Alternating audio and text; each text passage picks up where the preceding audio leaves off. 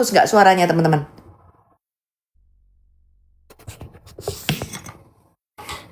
Apakah suaranya masih menggema atau udah bagus nih teman-teman? Saya sih nggak pakai headset ya. Iya, jadi saya masih melihat beberapa di komal-komal apologet yang ngaku orang Kristen ataupun ya bukan apologet lah mungkin ya, beberapa di komal misalnya seperti komalnya apa namanya keponakannya Pak Bom Bom itu ya, Bulia Kristen. Masih membelintir yang mengatakan, kata Edis karya keselamatan, karya iblis. Sejak kapan Bang Edis pernah mengatakan demikian ataupun saya mengatakan demikian, teman-teman? Nah, tapi herannya memang kadang-kadang ada banyak dari kita ketika membaca Alkitab itu membacanya itu gimana ya? Kecepatan, teman-teman, kecepatan. Ya, jadi ada banyak orang Kristen tuh membacanya itu kecepatan sehingga mereka itu nggak ngerti sebenarnya apa namanya jalan cerita atau detail daripada Alkitab kita. Coba kita lihat dulu.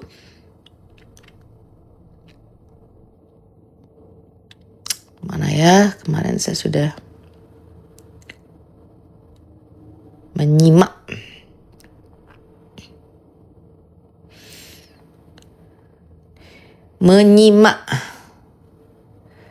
Kok hilang ya? Hilang. Mungkin kebanyakan ini ya. Oh ya, ini ada sih sebenarnya klarifikasi daripada Bang Edi. Coba kita dengarkan dulu ya. Jadi saya harap dengan penjelasan saya ini kalian sudah paham, ya. Konteks pada waktu itu saya adalah sedang berdebat dengan seorang Islam, namanya Yusuf PA, yang mengatakan iblis berjasa dalam penyaliban. Iya jelas iblis berjasa dalam penyaliban kalau Anda berpikir bahwa Bapa di surga menghendaki penyaliban itu.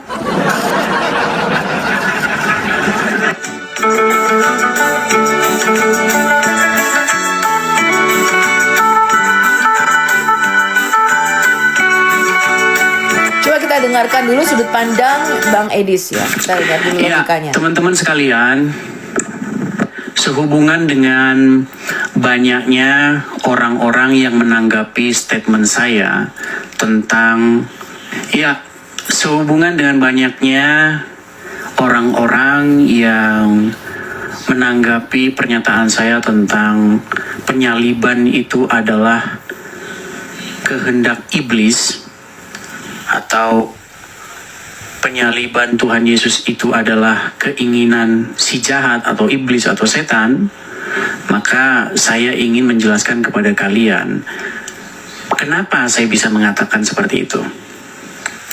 Jadi ada orang-orang termasuk para dalam tanda kutip ya apologet kambuhan yang saya katakan sudah minim ilmu, tidak tahu apa-apa, tapi ngomong aja. Saya bukannya mau sombong kepada kalian. Saya akan ungkapkan kenapa saya mengatakan bahwa penyaliban Tuhan Yesus itu adalah keinginan iblis, bukan keinginan Bapa di surga. Saya akan mengambil satu perumpamaan yang diutarakan oleh Tuhan Yesus sendiri tentang seorang penggarap kebun anggur. Ada satu perumpamaan yang dikatakan oleh Tuhan Yesus adalah seorang pemilik kebun anggur. Dia menyewakan atau memberikan kebun anggur itu kepada para penggarap. Lalu dia pergi ke satu tempat lain dan mengutus orang-orang untuk mengambil hasil dari kebun anggur itu. Tetapi apa yang dilakukan oleh para penggarap-penggarap terhadap utusan-utusan yang diutus oleh pemilik kebun anggur itu? Mereka malah menganiaya utusan-utusan tersebut.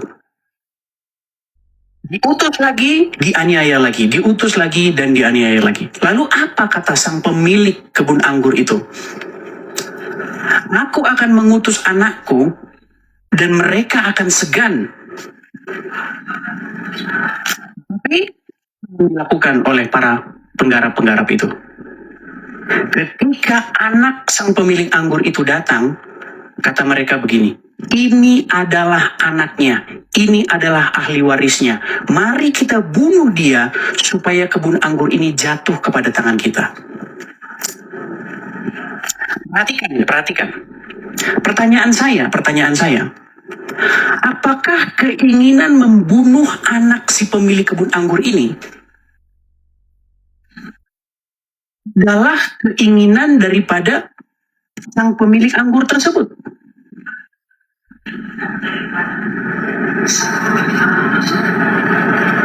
Ya.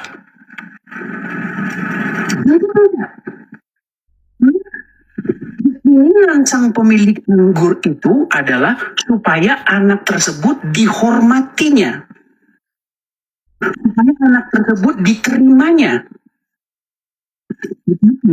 Para penggarap-penggarap ini justru membunuh pemilik anggur tersebut.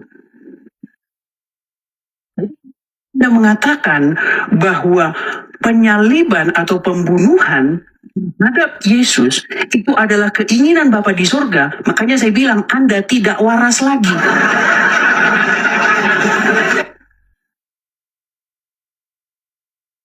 Nah, yang akan dilakukan oleh sang pemilik anggur tersebut, maka sang pemilik anggur tersebut ketika dia pulang, dia akan membinasakan para penggarap-penggarap tersebut dan akan memberikan kebun anggur tersebut kepada orang lain. Nah, perumpamaan ini berbicara mengenai Yesus sendiri.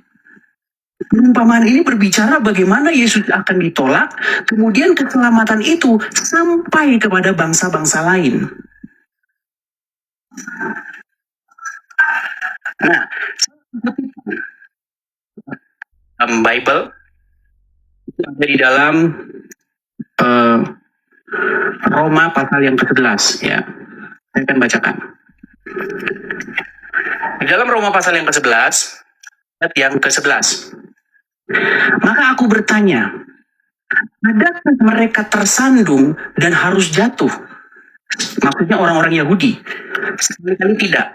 Tetapi oleh pelanggaran mereka, keselamatan telah sampai kepada bangsa-bangsa lain, supaya mereka cemburu. Sebab, jika pelanggaran mereka berarti kekayaan bagi dunia, dan kekurangan mereka kekayaan bagi bangsa-bangsa lain, terlebih-lebih lagi ketaatan mereka. Jadi, maksudnya begini, penolakan orang Yahudi terhadap Yesus itu justru menjadi berkat bagi bangsa-bangsa lain. Penolakan orang-orang Yahudi terhadap Yesus justru menjadi pemberitaan Injil kepada bangsa-bangsa lain sehingga bangsa-bangsa lain diselamatkan. Nah, kalau orang Yahudi saja menolak, kalau orang Yahudi saja memberontak, itu menjadi berkat bagi bangsa-bangsa lain, lalu bagaimana? Terlebih-lebih lagi ketaatan mereka. Nah, ini berbicara mengenai bagaimana iblis merancangkan apapun, ya, itu tetap menjadi berkat bagi bangsa-bangsa lain. Bagaimanapun iblis berusaha untuk membinasakan Yesus, bagaimanapun iblis ingin supaya melenyapkan sang Mesias, tetapi tetap saja menjadi berkat bagi bangsa-bangsa lain. Pemberitaan itu tetap menjadi jalan keselamatan bagi bangsa-bangsa lain.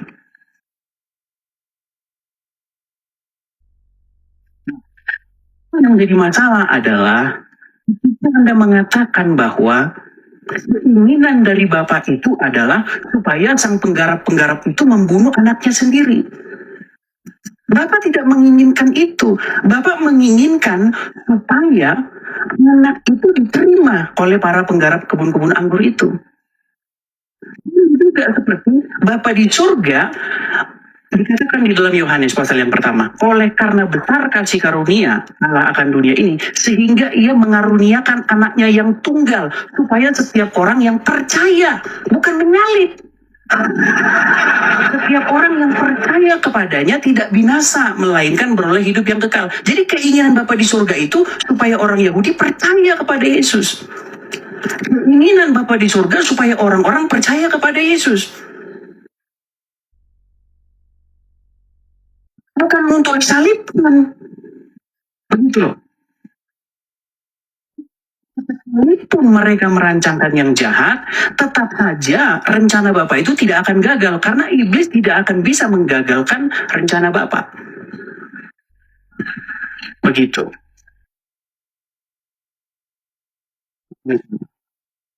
Misalnya, kalau Yusuf itu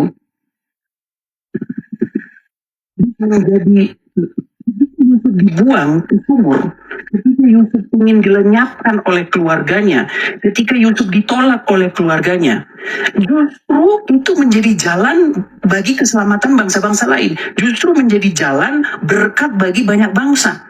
Banyak bangsa mendapat makan karena itu.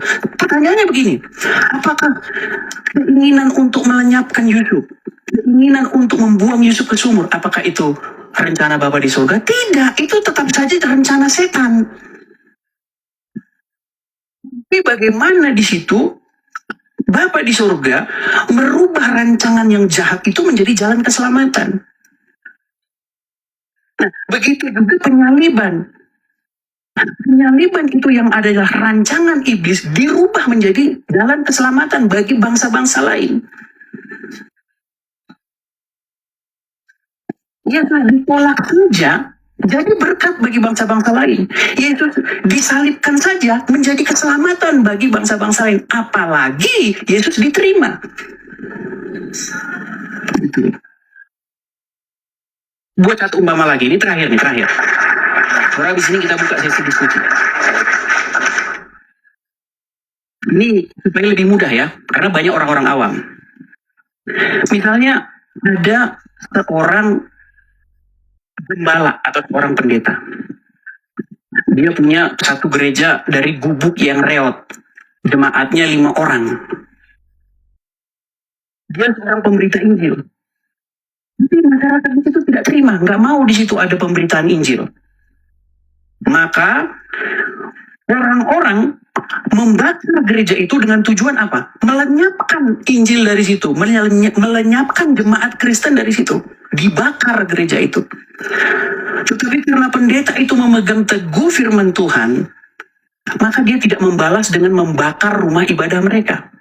Dia tidak membalas dengan membakar rumah ibadah orang-orang yang membakar gereja ini. Dia tetap diam. Dia pegang teguh firman Tuhan untuk tidak membalas kejahatan dengan kejahatan. Lalu, karena dia seperti itu, kabar tentang pembakaran gereja itu sampai kepada banyak orang. Hingga banyak orang akhirnya membangun gereja yang reot itu menjadi gereja gedung yang besar. Orang yang tidak tahu di situ ada gereja, jadi tahu di situ ada gereja. Yang jemaatnya 5, sekarang jadi 100.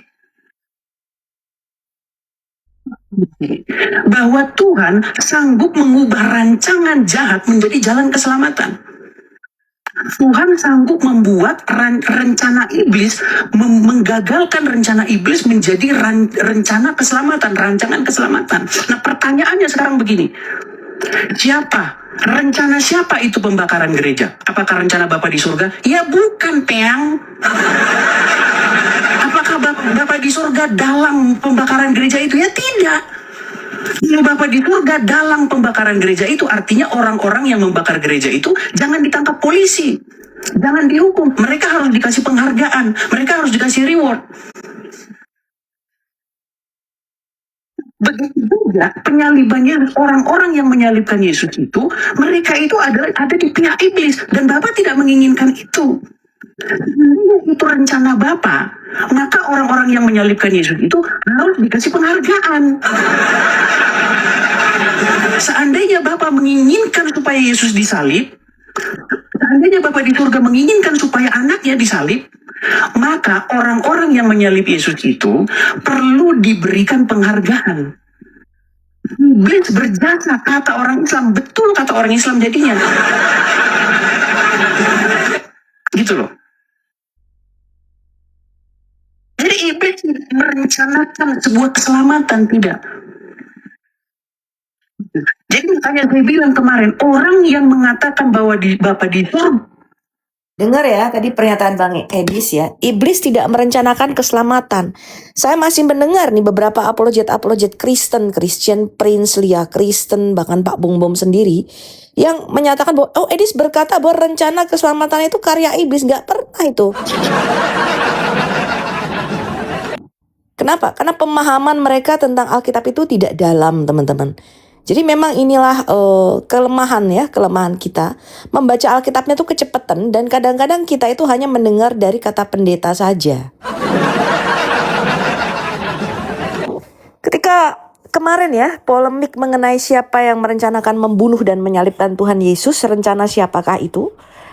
Maka saya berdiskusi dengan beberapa pastor, beberapa pendeta-pendeta, termasuk Bang Edis di situ, saya tanya, termasuk Pak Esra Soru. Dan Bang Edis bilang ini gawat Bu Sophie.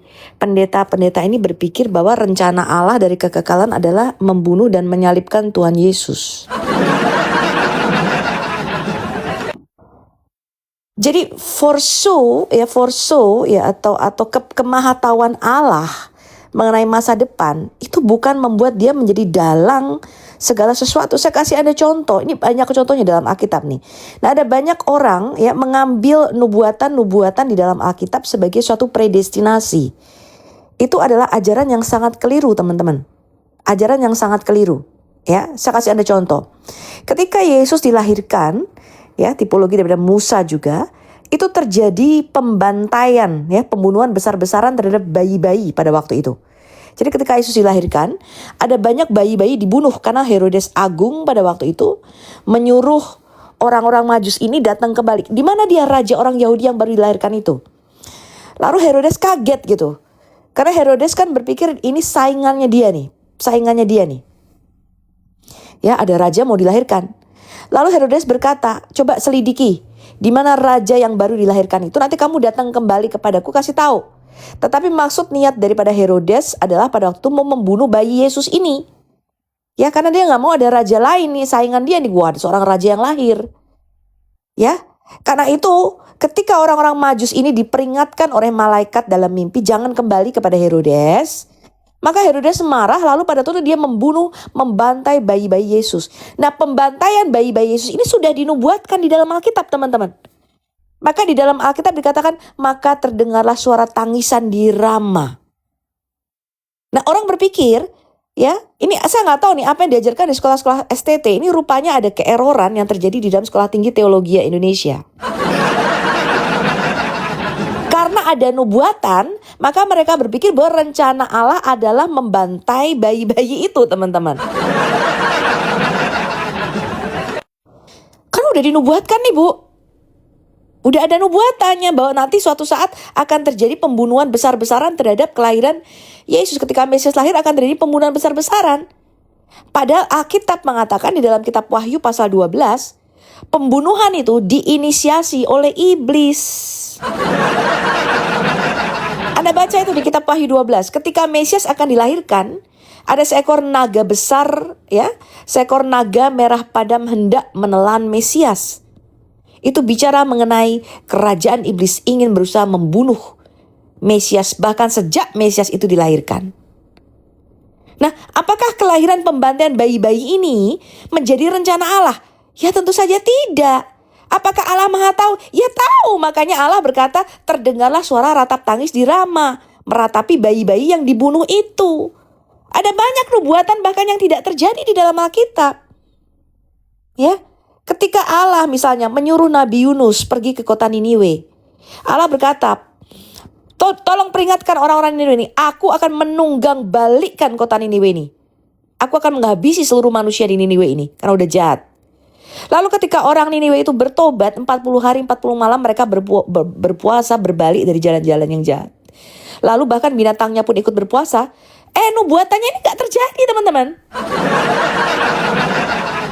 Nah, saya rasa ada keeroran, teman-teman ya. Keeroran yang ini cukup parah karena saya melihat waktu itu ketika polemik ini terjadi, bahkan di Komalnya sekelas Pak Pendeta Pastor Jeki Sembiring dan Pastor Cipto.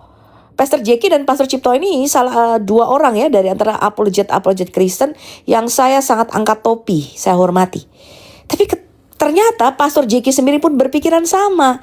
Dia mengambil Kejadian pasal 22 sebagai nubuatan bahwa rencana Allah adalah menyalibkan Yesus. Jadi keeroran ini memang sudah cukup massal karena apa? Karena di brainwash-kan. Jadi inilah yang saya katakan bahwa ketika kita ini tidak mempelajari Alkitab, tidak membacanya dengan pelan-pelan, kita ini cenderung hanya menghafal dan mengiyakan saja apa yang dikatakan oleh pastor-pastor di gereja, teman-teman. Ya, sehingga kita ini hanya mendengar dari kata orang, tapi kita sebenarnya nggak membaca sendiri di dalam Alkitab. Nah, ini yang parah ini terjadi keeroran yang cukup besar. Coba kita lihat nih, ada yang mau naik. Saya tidak mau lagi menaikkan koges ya, karena kayak kemarin ada orang Katolik naik ke sini, tiba-tiba mau ngomongin memframing tentang Bunda Maria, teman-teman. Gak bisa saya turunin tuh kemarin tuh. Ya, ngoceh aja dia. Ayo kita bicara mengenai apa itu nubuatan, kita bicara mengenai rencana menyalibkan Tuhan Yesus. Saya pengen Anda nih sebagai Kristen paham betul nih Alkitab. Ya, supaya jangan ada lagi yang mengatakan nih apologet Kristen nih ya. Edis mengatakan karya keselamatan, karya iblis. Nggak pernah Edis ngomong begitu. Supaya Anda menempatkan ini yang benar ini. Supaya Anda tuh membaca Alkitabnya tuh benar. Nah, ada banyak orang memang baca Alkitab itu memang kecepatan. Jadi kalau baca itu nggak pelan-pelan. Ya, bacanya tuh bablas saja gitu. Tapi artinya tuh dia nggak nangkep, dia nggak tahu artinya. Sama seperti ada orang ngomong banyak begitu ya, bla bla bla, tapi ngomongnya kemana-mana nggak jelas. Intinya apa nggak tahu kita. Ya. Nah, ini akan saya ubah ya teman-teman ya.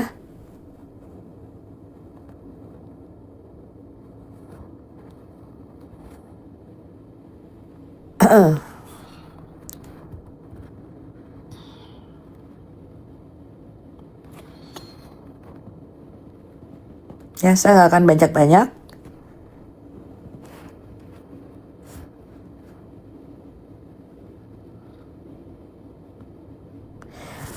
Nah, itulah yang menyebabkan orang mempunyai doktrin yang keliru.